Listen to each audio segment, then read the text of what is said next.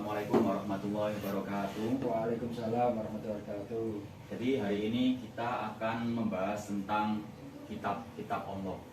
Jadi kitab-kitab Allah yang pertama kali diturunkan yaitu yang pertama kitab Taurat. Jadi kitab Taurat di sini diturunkan kepada Nabi Musa alaihissalam. Kemudian apa sih isi-isi dari kitab Taurat itu? Yang pertama, kitab Taurat itu berisi tentang akidah tauhid. Dan yang kedua, berisi tentang akidah, berisi tentang hukum syariat Allah. Jadi cuma itu saja di kitab Taurat. Terus kitab Taurat dijelaskan tercantum dalam ayat Al-Quran, ayat surat Al-Ma'idah ayat 44. Ini sekilas tentang kitab Taurat. Kemudian yang kedua yaitu kitab Zabur. Jadi kitab Zabur di sini diturunkan kepada Nabi Daud alaihissalam. Terus isi-isi dari kitab Zabur yang pertama yaitu tentang zikar. Ya. Nanti ada pembahasan sendiri tentang zikar. Yang kedua tentang nasihat. Terus yang ketiga tentang hikmah. Jadi hikmah-hikmah. Kemudian kitab Zabur tercantum dalam Al-Quran surat Al-Isra ayat 55. Itulah kitab Zabur. Kemudian yang ketiga yaitu kitab Injil. Jadi kitab Injil di sini diturunkan kepada Nabi Isa alaihissalam.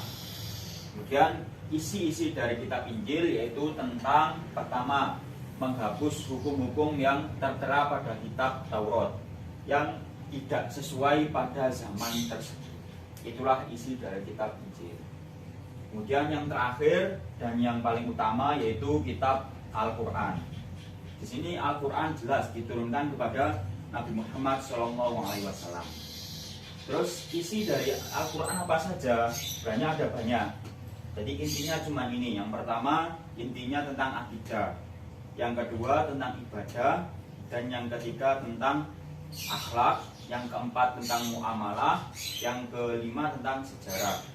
Kemudian Al-Quran juga berisi tentang ilmu pengetahuan. Kemudian Al-Quran juga menjadi penyempurna dari seluruh kitab-kitab Allah yang terdahulu. Ini semua dijelaskan tentang tercantum dalam dalam Quran surat Al-Baqarah ayat 185. Jadi inilah seputar sekilas tentang kitab-kitab Allah.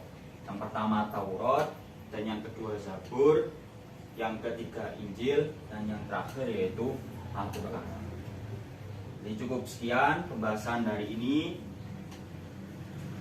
Kurang lebihnya bisa dipelajari sendiri di rumah. Assalamualaikum warahmatullahi wabarakatuh. Waalaikumsalam warahmatullahi wabarakatuh.